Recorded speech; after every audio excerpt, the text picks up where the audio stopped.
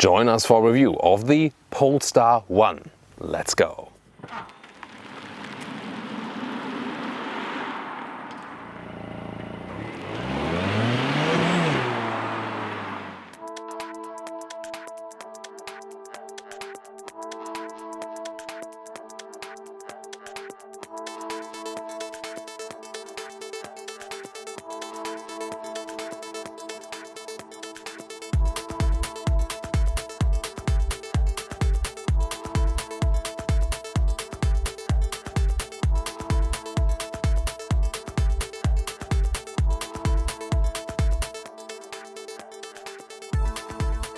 Here in the front we can see the typical new Polestar grille with this dot structure, but pretty strong, looks a little bit Tektron-like, I don't know, with the Polestar logo then. Beautiful color here also for today, so definitely a very Scandinavian stylish design look. Then the Thor's Hammer LED daytime running light together with full LED unit right here. The length is at 4 meters 58, 15 foot 1 or 181 inches, 18 centimeters or 7 inches shorter than the Volvo S60 mid-size, so just as a comparison. So it's not a very long vehicle. The door handles here, they fold out. And then the mirrors here, very beautiful, almost frameless, really cool. The Polestar 2 has that as well. 21-inch wheels, really massive, what a styling. And also you see the valve caps, for example. And then this very stretched roofline, really cool, very strong shoulders. Almost has some kind of small Bentley Continental style, or what do you think? And also from the rear, a design object here, beautiful signature, and everything looks really aligned. There's a small wing lip that folds up when you drive faster than 100 kilometers or 60 miles an hour. The pure electric speed is 160 kilometers an hour or 100 miles per hour. And the pure overall speed, 250 kilometers an hour or 155 miles per hour. And by the way, one electric motor per wheel, and that means torque vectoring, active torque vectoring is possible, so that, for example, the outside corner wheel is spinning a little bit faster, gets more torque and then re-pushes you in the corner. 2-liter 4-cylinder combustion engine, 309 horsepower plus 68 horsepower from an ISG integrated starter generator in the front, and 2 more electric motors in the rear, 232 horsepower, and overall that accounts for 609 horsepower and 1000 newton meters of torque. 4.2 seconds is the acceleration figure to 100 kilometers or 62 miles an hour. And you can charge this thing with 11 kilowatt AC or 50 kilowatt DC, that is possible. The battery size 34 kilowatt hours, so that's pretty massive for a plug-in hybrid vehicle, and the highest range of a PHEV on the market, more than 100 kilometers or more than 60 miles.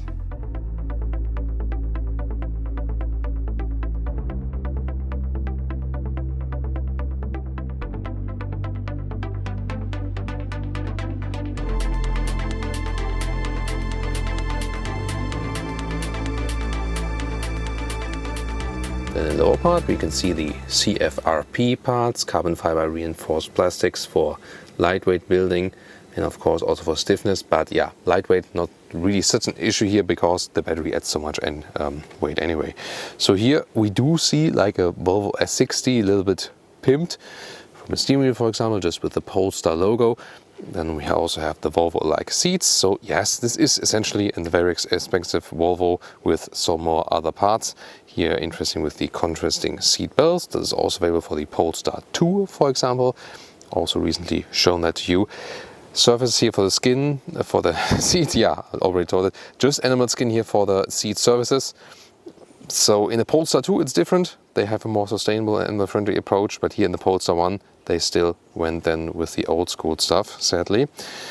Other than that, soon more dual screens and stuff, but this is also very well known from the Volvo models. And getting inside, wide door here, typical for a coupe, and you have a comfortable seat position. The Volvo seat ergonomics is usually pretty good, so you have a really nice position, and everywhere you look around, no B-pillar here of course, and also the top and so on. This is such a great glass all-around view that is creating a very unique experience.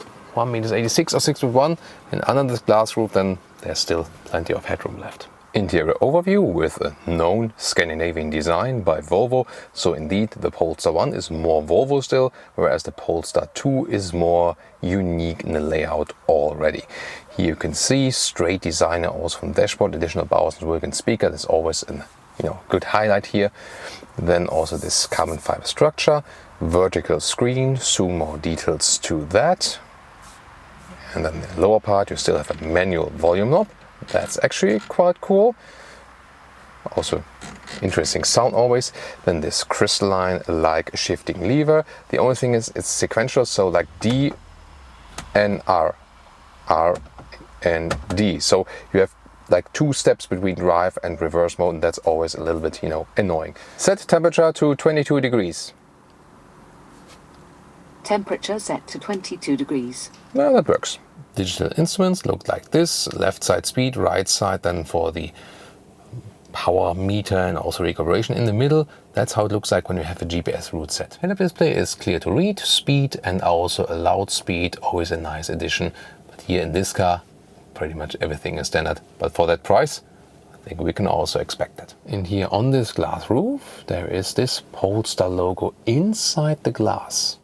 And this fixed glass roof in general goes all over the vehicle. In general, it creates such a light experience here in the car. Yeah, and then I'm here in this Polestar hole. Yeah, hardly able to sit here. And I put the co-driver seat to a position where I could, but yeah. It's not really, it's like in a Porsche 911, it's not really possible to sit here. There's ISOFIX here, however, and also top tether, top part, which is like beautifully done here. Yeah, but it's more like emergency seat or maybe for a child seat. So we open the trunk here with the key, and you can see there's not much to see, at least trunk-wise. More there, zoom more than that. So you see here, the cabin trolley fits in perfectly, but that's about it, about 140 liters. Here the width is actually a little bit more than the meter, but then of course the height, yeah, just barely 40 centimeters, and the poorest in length, here just 40 centimeters about in length. But even more interesting, yeah, it would also fit here in the vertical way, that it works. But then look at that, this is like really concept car showcase like here for the different electric components. Yeah, very interesting, fancy to see.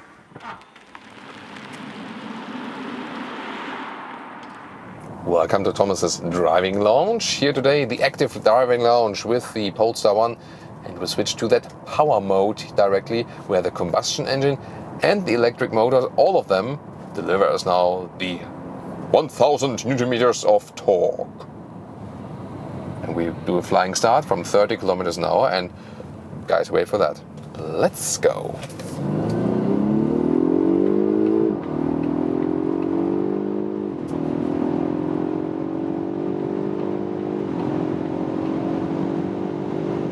And that's 200 kilometers an hour, 125 miles per hour. Holy moly, that was quite impressive. Really cool. Here, of course, at higher speeds it gets a little bit louder then, but stability here, lane change stability. Yeah, it's very stable. The suspension is very stiff.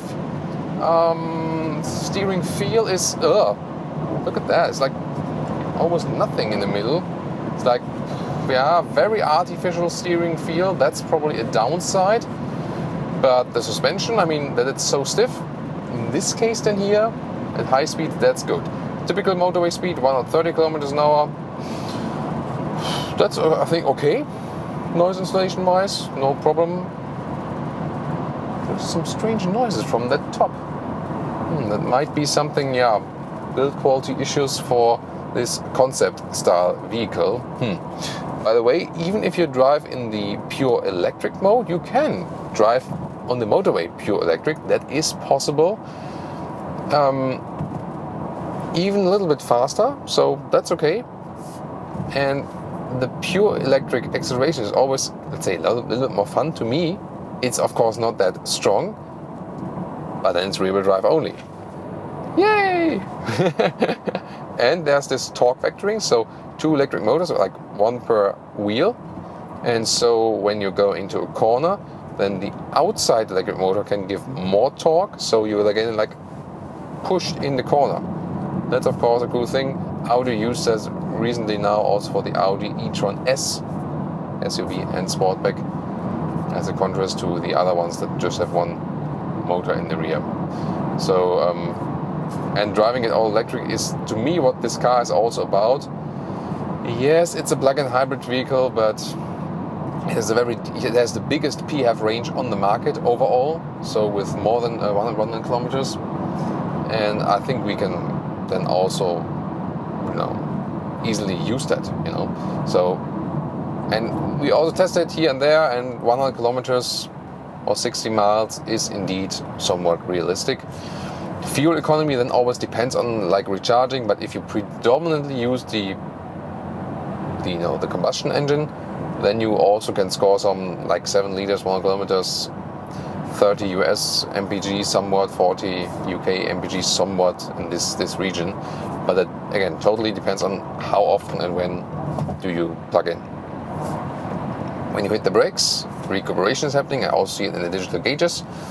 So first, of course, regenerative braking, and then when even more braking power would be needed, then the real brakes are being applied.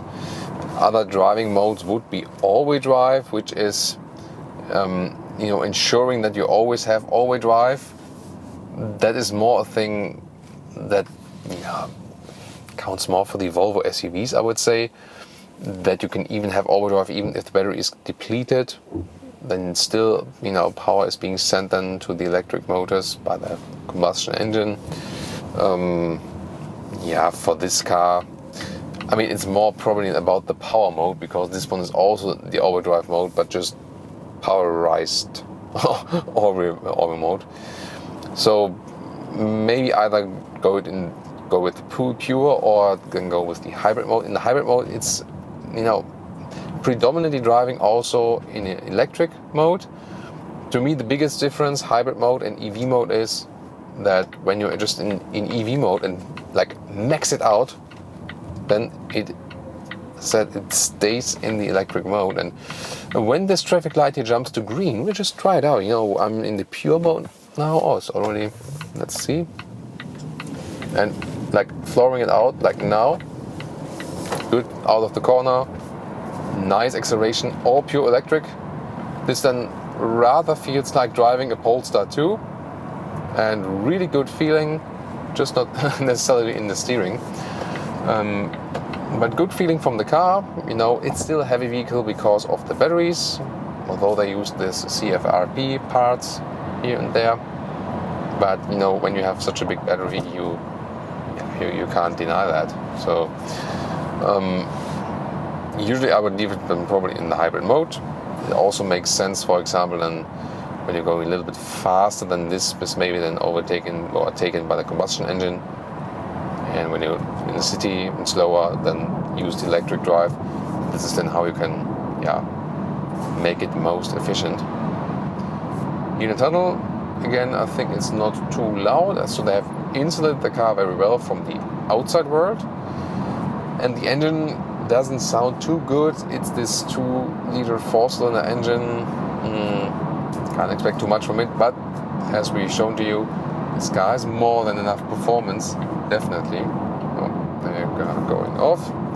We can once more go to this power mode and acceleration when we are already at speed from 90 kilometers an hour. Let's go.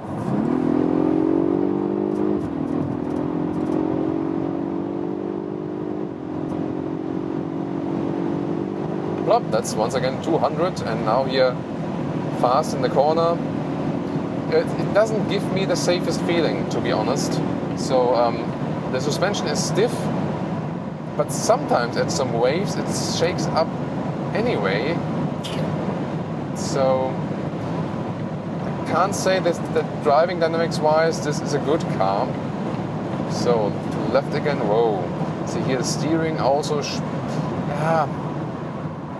So a lot of the things that driving dynamics wise is, let's say, a little bit doubtful. So once again you feel that this is more like a concept stage of a vehicle. It has like a lot of impressiveness and a lot of power. But recently driven the Polestar 2, you definitely feel that this is their vehicle, So they built all of this stuff here just to get a little bit more ready for the Polestar 2. And the Polestar 2 is like so much more a better vehicle, like in any respect, you know. But even more so, it is interesting to drive it here now, due to the availability and that this car is so limited in the numbers. It was the case that we first drove the Polestar 2 and then the Polestar 1. Yeah, but that's how it is sometimes. Nevertheless, a very interesting and emotional vehicle here.